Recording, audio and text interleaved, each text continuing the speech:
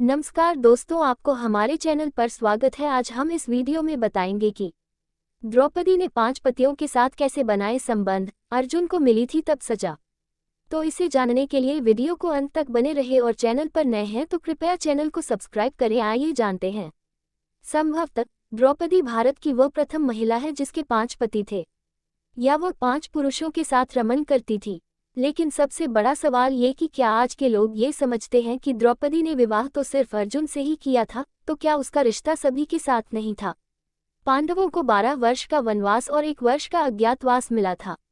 इस दौरान पांचों पांडव एक कुम्हार के घर में रहा करते थे और भिक्षाटन के माध्यम से अपना जीवन यापन करते थे। ऐसे में भिक्षाटन के दौरान उन्हें द्रौपदी के स्वयंवर की सूचना मिली। एक यंत्र में बड़ी सी मछली घूम रही थी।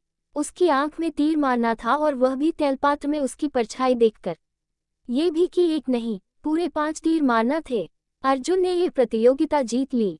तब जरासंध, शल्य, शिशुपाल तथा दुर्योधन, दुशासन आदि कौरव भी उपस्थित थे। उस दौरान बहुत विवाद हुआ क्योंकि पांचों पांडव ब्राह्मण वेश धारण कर पहुंचे थे। लेकिन श्री कृष्ण के दखल से आखिर द्रौपदी का विवाह हो गया। 5 पांडवों से उसका विवाह कैसे हुआ या 5 पांडवों की वह पत्नी कैसे बन गई, यह बहुत लंबा किस्सा है। कहते हैं कि द्रौपदी अपने पिछले जन्म में बहुत सुंदर युवती थी। सर्वगुण संपन्न होने के कारण उसे योग्य वर नहीं मिल रहा था, इसलिए उसने भगवान शंकर की तपस्या की और तब शंकर जी प्रकट हुए। उस समय द्रौपदी ने हड़बड़ाहट में 5 बार वर मांगे, इसलिए उसे शिवजी के वरदान के कारण इस जन्म में 5 पति प्राप्त हुए। जब भगवान शिव ने द्रौपदी को 5 पति प्राप्त होने का वरदान दिया था, तब वह भी ये जानते थे कि उसे अपने 5 पतियों के साथ पत्नी धर्म निभाने में समस्या होगी। इसीलिए उन्होंने द्रौपदी को ये वरदान भी दिया कि वह प्रतिदिन कन्या भाव यानी कौमार्य को प्राप्त कर लेगी। इसलिए द्रौपदी अपने 5 पतियों को कन्या भाव में ही प्राप्त हुई थी। हालांकि कहा जाता है कि संतान को जन्म देने के लिए भगवान श्री कृष्ण ने उसे ये सुझाव दिया कि हर साल वह पांडवों में से किसी एक के साथ ही समय व्यतीत करे। साथ ही जिस समय वह अपने कक्ष में किसी एक पांडव के साथ हो तो उनके कक्ष में कोई और पांडव प्रवेश न करें। यदि कोई पांडव ऐसा गलती से भी कर लेता है तो उसे 1 वर्ष का देश निकाला भुगतना होगा। माना जाता है कि द्रौपदी, जो 5 पांडवों की पत्नी थी, 1 साल के समय अंतराल के लिए हर पांडव के साथ रहती थी। उस समय किसी दूसरे पांडव को द्रौपदी के आवास में घुसने की अनुमति नहीं थी। इस नियम को तोड़ने वाले को 1 साल तक देश से बाहर रहने का दंड था। एक बार ये दंड अर्जुन को भुगतना भी पड़ा था।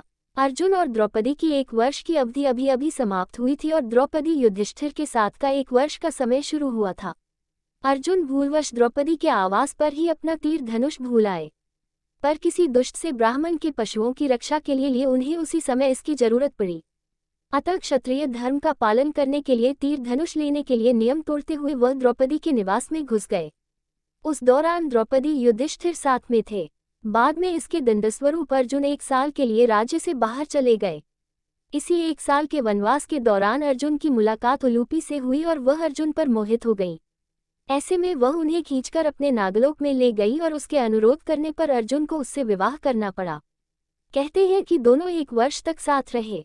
अर्जुन और नागन्या उलूपी के मिलन से अर्जुन को एक वीरवार पुत्र मिला जिसका नाम इरावान रखा गया। द्रौपदी के 5 पुत्र थे। द्रौपदी ने 1 वर्ष के अंतराल से 5 पांडव के 1 पुत्र को जन्म दिया था। लेकिन दुर्भाग्य कि इन 5 पुत्रों को अश्वत्थामा ने मार दिया था। द्रौपदी और सत्यभामा संवाद। एक दिन की बात है, पांडव और ब्राह्मण लोग आश्रम में बैठे थे। उसी समय द्रौपदी और सत्यभामा भी आपस में मिलकर एक जगह बैठी थीं। दोनों ही आपस में बातें करने लगीं।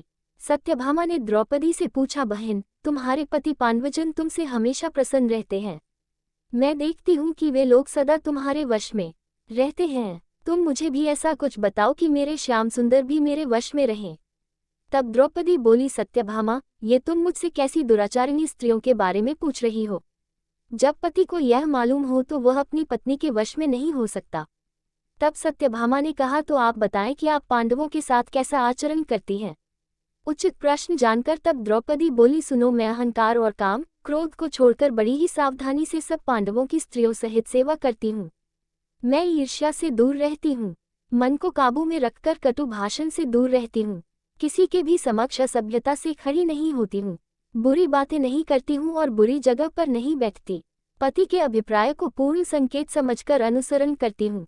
देवता, मनुष्य, सजा धजा या रूपवान कैसा ही पुरुष हो, मेरा मन पांडवों के सिवाय कहीं नहीं जाता। उनके स्नान किए बिना मैं स्नान नहीं करती, उनके बैठे बिना स्वयं नहीं बैठती। जब जब मेरे पति घर में आते हैं, मैं घर साफ रखती हूँ, समय पर भोजन कराती हूँ, सदा सावधान रहती हूँ। घर में गुप्त रूप से अनाज हमेशा रखती हूँ। मैं दरवाजे के बाहर जाकर खड़ी नहीं होती हूँ। पतिदेव के बिना अकेले रहना मुझे पसंद नहीं। साथ ही सास ने मुझे जो धर्म बताए हैं, मैं सभी का पालन करती हूँ। सदा धर्म की शरण में रहती हूँ। वीडियो अच्छा लगा तो कृपया वीडियो को लाइक शेयर और चैनल पर नए हैं तो कृपया चैनल को सब्सक्राइब करें। धन्यवाद।